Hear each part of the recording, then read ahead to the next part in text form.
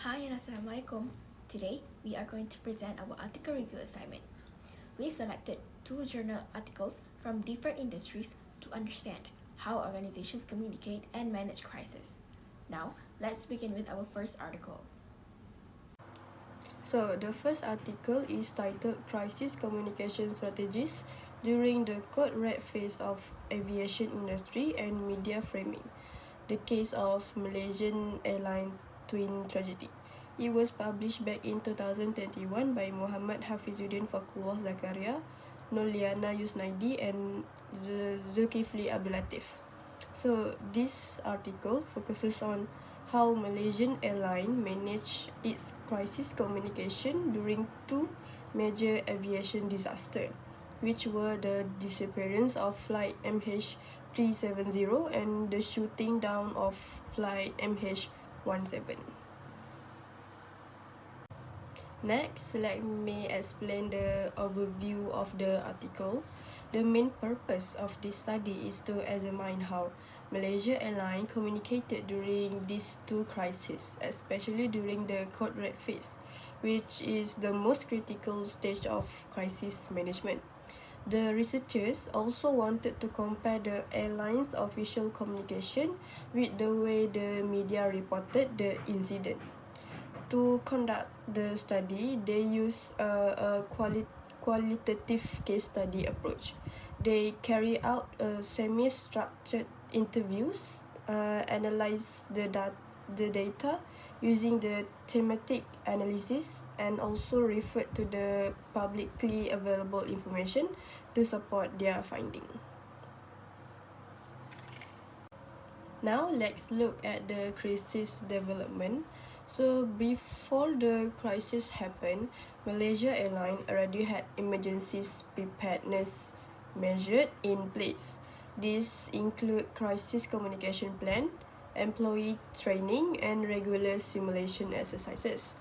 So, during the initial stage, when MH370 lost contact on 8th of March 2014, the airline first verified the information with the aviation authorities before activating the Emergency Operation Committee or EOC. So, as the crisis entered the acute stage, the incident attracted worldwide media attention. Malaysia Airlines organized regular press briefing, provide support to the victims' family, and coordinate all the communication through EOC to ensure consistency. Finally, during the resolution stage, the airline focuses on recovery by maintaining communication with the stakeholder, continuing support for the affected families, and rebuilding its long-term reputation. So moving on to the communication strategies and the theories used, the article highlights several important strategies adopted by Malaysian Airlines. First, they prioritize communication with employees to ensure that staff receive accurate information before it reaches the public. They also appointed one official spokesperson to avoid conflicting messages, conducting a scheduled media, and introduced a family caregiver program to provide emotional support to the victims' families. These strategies can also explain using several crisis communication theories. Image repair theory is reflected through airlines' apology and support for the affected families. Apologia theory explains how the organization justified delaying announcement until the information was verified. And lastly, the decision and diffusion theory is demonstrated through the use of official one spokesperson and two-way communication with the victim's family. These approaches also help to ensure that the information shared was accurate, consistent, and trustworthy. Next, let's discuss the damage and long-term impact. For Malaysian Airlines, the tragedies caused a significant loss of public trust, intense global media criticism, and serious financial and reputational damage. For stakeholders, especially the victims' families, the incidents caused emotional trauma, However, they also led to stronger family support program that became an important part of the airline's crisis response.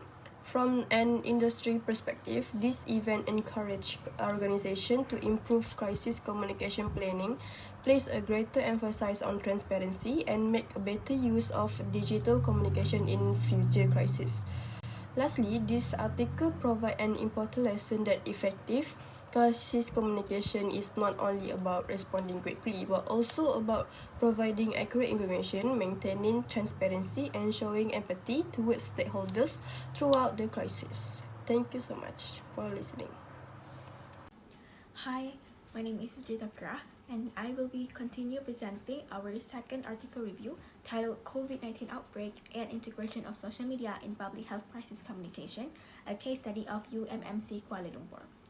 This article was published in 2024 in the Journal of Hospital Management and Health Policy.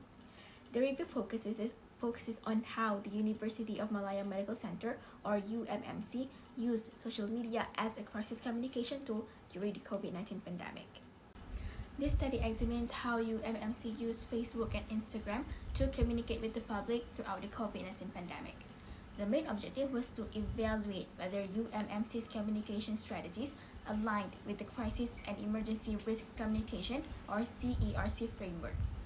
The researchers adopted a qualitative case study by conducting a content analysis of 231 Facebook and Instagram posts published between March 2020 and March 2021.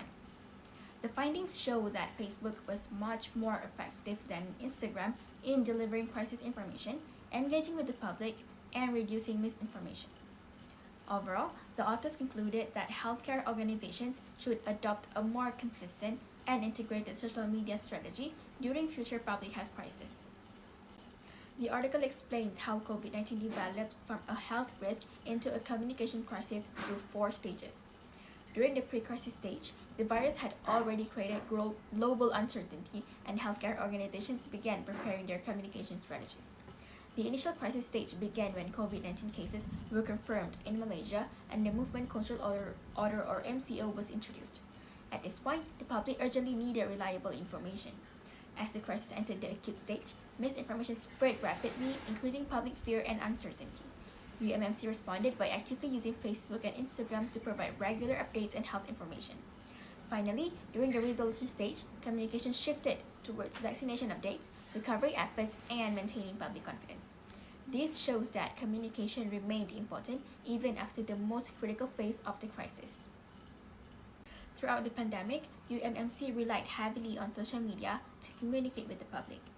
Facebook became its primary communication platform, while Instagram played a supporting role. UMMC shared official announcements, health advisories, educational videos, infographics, live broadcasts, and updates from the Ministry of Health Malaysia. These strategies allowed the organization to provide timely and accurate information while addressing misinformation and public concerns. From a theoretical perspective, these strategies reflect the CERC framework, which emphasizes early, accurate, and consistent communication during emergencies.